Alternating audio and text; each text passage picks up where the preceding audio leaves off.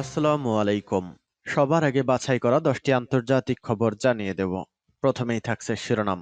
তবে তার আগে অনুরোধ থাকবে ভিডিওটিতে একটি লাইক দিবেন।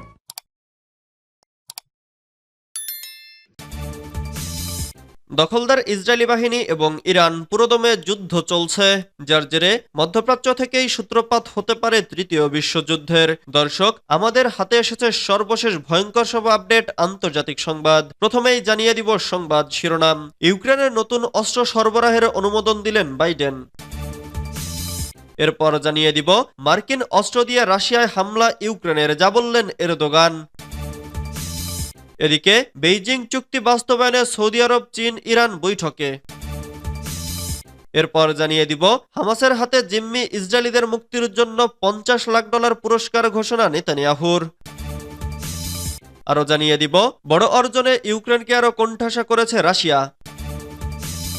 সর্বশেষ জানিয়ে দিব এ উপত্যকায় হামাসের শাসন আর থাকবে না, বলেছেন গাজা সফরে নেতানিয়াহু। এতক্ষণ শুনছিলেন সংবাদ শিরোনাম, এবারে বিস্তারিত। তবে অনুরোধ থাকবে ভিডিওটিতে একটি লাইক করবেন এবং কমেন্ট করে জানিয়ে দিবেন কোন জেলা থেকে আপনি আমাদের এই ভিডিওটি দেখছেন। ইউক্রেনের নতুন অস্ত্র সরবরাহের অনুমোদন দিলেন বাইডেন। যুক্তরাষ্ট্রের প্রেসিডেন্ট জো বাইডেন ইউক্রেনে অ্যান্টি পার্সোনাল ল্যান্ডমাইন সরবরাহের অনুমোদন দিয়েছেন। এই মার্কিন নতুন অস্ত্র ইউক্রেনের পূর্বাঞ্চলে রাশিয়ার অগ্রগতি ধীর করতে সাহায্য করতে পারে। বুধবার 20 নভেম্বর একজন মার্কিন কর্মকর্তা বিষয়টি রয়টার্সকে জানিয়েছেন। ওই কর্মকর্তা বলেন, যুক্তরাষ্ট্রের প্রত্যাশা ইউক্রেন এসব মাইন তাদের নিজের ভূখণ্ডে ব্যবহার করবে, তবে সেখানে হলেও জনবহুল এলাকায় এগুলো ব্যবহার না করার প্রতিশ্রুতি দিয়েছে দেশটি। এই খবরটি প্রথম প্রকাশ করে ওয়াশিংটন পোস্ট। এ বিষয়ে ইউক্রেনের প্রেসিডেন্ট ভলোদিমির জেলেনস্কির অফিস, ইউক্রেনের প্রতিরক্ষা মন্ত্রণালয়, রাশিয়ার প্রতিরক্ষা মন্ত্রণালয় এবং ক্রেমলিন রয়টার্সের মন্তব্যের অনুরোধের তাৎক্ষণিকভাবে সাড়া দেয়নি। এতদিন ইউক্রেনকে অ্যান্টি ট্যাঙ্ক মাইন সরবরাহ করে আসছে যুক্তরাষ্ট্র, তবে এবার এর সঙ্গে অ্যান্টি পার্সোনাল মাইনের সংযোজনের উদ্দেশ্য রাশিয়ার পদাতিক সেনার অগ্রগতি প্রতিহত করা। এর আগে মঙ্গলবার যুদ্ধের সহস্রতম দিনে যুক্তরাষ্ট্রের সরবরাহ করা দূরপাল্লার ক্ষেপণাস্ত্র দিয়ে প্রথমবারের মতো রাশিয়ার ভূখণ্ডে হামলা চালায় ইউক্রেন। যদিও আগেই হামলা চালানো হলে পরমাণু অস্ত্র দিয়ে পাল্টা জবাব দেওয়ার হুঁশিয়ারি দিয়ে রাখে মস্কো। তাই গতকাল হামলার পর ইউক্রেন যুদ্ধ আরও সংঘাতের দিকে মোড় নিতে পারে বলে আশঙ্কা করা হচ্ছে। মার্কিন অস্ত্র দিয়ে রাশিয়ায় হামলা ইউক্রেনের, যা বললেন এরদোগান। রাশিয়ার অবশ্যই নিজের রক্ষা করার অধিকার রয়েছে বলে জানিয়েছেন তুরস্কের প্রেসিডেন্ট রিসেপ তাইপ এরদোগান। মঙ্গলবার 19 নভেম্বর ব্রাজিলের রিও ডি জেনিরোতে G20 শীর্ষ সম্মেলনের পর এক সংবাদ সম্মেলনে একথা বলেন তুরস্কের প্রেসিডেন্ট। খবর তাস নিউজের। এরদোগান বলেন, আমি মনে করি রাশিয়া মঙ্গলবার ইউক্রেনে পারমাণবিক অস্ত্র ব্যবহারের যে অনুমতি সেনাবাহিনীকে দিয়েছে, মূলত যুক্তরাষ্ট্রের অস্ত্র দিয়ে রাশিয়ায় হামলার বিরুদ্ধে গৃহীত মস্কোর একটি প্রতিরোধমূলক পদক্ষেপ। এরদোগান বলেন, আমি মনে করি এই বিষয়টি অবশ্যই ন্যাটো কর্মকর্তাদের বিবেচনা করা উচিত। রাশিয়ার অধিকার এবং সক্ষমতা আছে নিজেদেরকে রক্ষা করার। তুরস্কের প্রেসিডেন্ট বলেন, আমাদের মতো ন্যাটো দেশগুলোকেও অবশ্যই নিজেদের রক্ষা করতে প্রয়োজনীয় পদক্ষেপ নিতে হবে। এরদোগান বলেন, রাশিয়া এবং ইউক্রেন উভয়ই তুরস্কের প্রতিবেশী। আমাদের অবশ্যই তাদের সঙ্গে আমাদের দ্বিপক্ষীয় সম্পর্ক রক্ষা করতে হবে। আমি আশা করি আমরা যত তাড়াতাড়ি সম্ভব ইউক্রেন এবং রাশিয়ার মধ্যে একটি নিশ্চিত যুদ্ধবিরতি কার্যকরে সক্ষম হব এবং পৃথিবী যে শান্তির জন্য অধীর আগ্রহে অপেক্ষা করছে তা নিশ্চিত করব। বেইজিং চুক্তি বাস্তবায়নে সৌদি আরব, চীন ও ইরান বৈঠকে। সৌদি আরব ও ইরান বেইজিং চুক্তি পুরোপুরি বাস্তবায়নে তাদের প্রতিশ্রুতি পুনর্ব্যক্ত এবং জাতিসংঘ সনদের আলোকে প্রতিবেশী সুলভ সম্পর্ক জোরদার করার প্রতিশ্রুতি দিয়েছে। মঙ্গলবার রিয়াদে অনুষ্ঠিত বেইজিং চুক্তি বাস্তবায়নে সৌদি, চীন, ইরান যৌথ ত্রিপক্ষীয় কমিটির দ্বিতীয় সভায় এ ঘোষণা দেয়া হয়েছে বলে সৌদি প্রেস এজেন্সি জানিয়েছে। সৌদি উপপররাষ্ট্রমন্ত্রী ওয়ালিদ বিন আব্দুল করিম এর খারেজির সভাপতিত্বে অনুষ্ঠিত বৈঠকে চীনা উপপররাষ্ট্রমন্ত্রী ডেং লি ও ইরানের উপপররাষ্ট্রমন্ত্রী মাজিদ তাখত রাভাচি উপস্থিত ছিলেন। সৌদি আরব ও ইরান বেইজিং চুক্তি পুরোপুরি বাস্তবায়নে তাদের প্রতিশ্রুতি পুনর্ব্যক্ত এবং জাতিসংঘ সনদের আলোকে প্রতিবেশী সুলভ সম্পর্ক জোরদার করার প্রতিশ্রুতি দিয়েছে।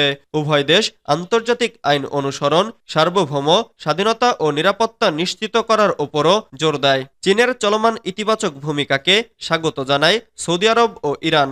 অন্যদিকে চীন জানায় বিভিন্ন ক্ষেত্রে সৌদি আরব ও ইরানের সম্পর্ক উন্নয়নে তারা প্রস্তুত রয়েছে।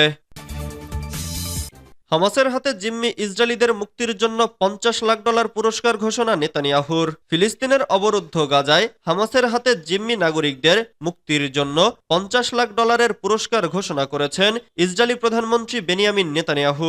পাশাপাশি যারা বন্দী ইসরায়েলিদের মুক্ত করতে সহায়তা করবে তাদের যুদ্ধবিধ্বস্ত গাজা থেকে বেরিয়ে আসার পথ দেয়া হবে বলে জানিয়েছেন নেতানিয়াহু। বুধবার 20 নভেম্বর এক প্রতিবেদনে এ তথ্য জানিয়েছে কাতার ভিত্তিক সংবাদ মাধ্যম আল জাজিরা। মঙ্গলবার 19 নভেম্বর সংক্ষিপ্ত সফরে যান ইসরায়েলি প্রধানমন্ত্রী বেনিয়ামিন নেতানিয়াহু। সেখানেই তিনি এ পুরস্কার ঘোষণা দেন। এ সময় বেনিয়ামিন নেতানিয়াহু বলেন, যারা এই যুদ্ধবিধ্বস্ত উপত্যকা ছাড়তে চান আমি তাদের উদ্দেশ্যে বলছি, যদি কেউ আমাদের কাছে বন্দীদের এনে দেয় তাহলে সে নিজে এবং তার পরিবারের জন্য নিরাপদে এখান থেকে বেরিয়ে যাওয়ার উপায় খুঁজে পাবেন। আমরা প্রত্যেক জিম্মির জন্য $50 লাখ দেব। তিনি বলেন, পছন্দ আপনাদের, কিন্তু ফলাফল একই হবে। আমরা তাদের সবাইকে ফিরিয়ে আনব। ইসরায়েলের ধারণা, গাজায় হামাসের হাতে এখনো 101 বন্দী রয়েছে, যদিও তাদের মধ্যে প্রায় 1/3 মারা গেছে বলে মনে করেন তারা। বড় অর্জনে ইউক্রেনকে আরও কোণঠাসা করছে রাশিয়া। ইউক্রেন যুদ্ধে গুরুত্বপূর্ণ পর্যায়ে এসে রণাঙ্গন জুড়ে অগ্রগতি অর্জন করছে রাশিয়ার সামরিক বাহিনী। Institute for the study of war এর তথ্য উপাত্ত থেকে দেখা যাচ্ছে 2023 সালে ইউক্রেনের যে পরিমাণ ভূমি রাশিয়া দখল করেছিল তার চেয়ে অন্তত 6 গুণ বেশি ভূমি চলতি বছরে তারা নিয়ন্ত্রণে নিয়েছে। তারা এখন ইউক্রেনের পূর্বাঞ্চলীয় ডানবাস এলাকায় দেশটির লজিস্টিক বা রসদ সরবরাহের গুরুত্বপূর্ণ স্থাপনার দিকে এগিয়ে যাচ্ছে। অন্যদিকে রাশিয়ার কুরস্ক অঞ্চলে ইউক্রেন যে বিস্ময়কর অনুপ্রবেশ ঘটিয়েছিল সেটি এখন নড়বড়ে হয়ে যাচ্ছে। রাশিয়ান বাহিনী তাদের পেছনের দিকে যেতে বাধ্য করছে। বিশ্লেষকরা কিয়েভের ওই আক্রমণ নিয়ে প্রশ্ন তুলছেন। তারা এ পরিস্থিতিকে কৌশলগত বিপর্যয় উল্লেখ করে বলেছেন, এর ফলে ইউক্রেন এখন লোকবল সংকটের মুখে পড়েছে। আর এসব ঘটনা এমন এক সময় ঘটেছে যখন যুক্তরাষ্ট্রে ডোনাল্ড ট্রাম্প দ্বিতীয় মেয়াদের দায়িত্ব নেবার দিকে এগিয়ে যাচ্ছেন। এর মধ্যেই ইউক্রেন যুক্তরাষ্ট্রের সরবরাহকৃত দূরপাল্লার ক্ষেপণাস্ত্র দিয়ে রাশিয়ায় হামলা চালিয়েছে বলে জানিয়েছে রাশিয়ার প্রতিরক্ষা মন্ত্রণালয়। আবার ইউক্রেন যদি যুক্তরাষ্ট্রের দূরপাল্লার ক্ষেপণাস্ত্র ব্যবহার করে রাশিয়ার ভূখণ্ডে আঘাত হানে তবে তার জবাবে তারা যথাযথ ও কার্যকর পদক্ষেপ নেবার হুঁশিয়ারি দিয়েছে রাশিয়া। এ উপত্যকায় হামাসের শাসন আর থাকবে না বলেছেন গাজা সফরে নেতানিয়াহু। ফিলিস্তিনের গাজা সফরে গেছেন ইসরায়েলের প্রধানমন্ত্রী বেনিয়ামিন নেতানিয়াহু। সেখানে মঙ্গলবার 19 নভেম্বর তিনি বলেছেন, যুদ্ধ শেষ হওয়ার পর হামাস আর এ ভূখণ্ড শাসন করতে পারবে না। ইসরায়েল ইসলামপন্থী সংগঠনটির সামরিক সক্ষমতা ধ্বংস করে দিয়েছে। ইসরায়েল এখনও 101 জন জিম্মির অবস্থান শনাক্ত করার চেষ্টা ছাড়েনি বলেও জানান নেতানিয়াহু। তিনি প্রতিজন জিম্মিকে ফেরত দেওয়ার বিনিময়ে $50 লাখ পুরস্কার দেওয়ার প্রস্তাবও দিয়েছেন। ওই জিম্মিরা এখনো গাজার ভেতরেই অবস্থান করছেন বলে ধারণা করা হয়। নেতানিয়াহু বলেন, যেই আমাদের জিম্মিদের ক্ষতি করার দুঃসাহস দেখাবেন তাকে চূড়ান্ত মূল্য দিতে হবে। আমরা আপনাকে খুঁজে বের করব এবং শাস্তি দেব। আর যিনি আমাদের কাছে একজন জিম্মিকে নিয়ে আসবেন তাকে ও তার পরিবারকে নিরাপদে বেরিয়ে যাওয়ার সুযোগ দেওয়া হবে। বেছে নিন, পছন্দ আপনার, কিন্তু ফলাফল একই থাকবে। আমরা তাদের সবাইকে ফিরিয়ে আনব। রেকর্ড করা একটি ভিডিও বার্তায় নেতানিয়াহু এসব কথা বলেন। তার গাজা সফরের সময় এ ভিডিও রেকর্ড করা হয়। ইসরায়েলের প্রতিরক্ষা মন্ত্রী ও সেনাপ্রধানও গাজায় নেতানিয়াহুর সফর সঙ্গী হয়েছিলেন।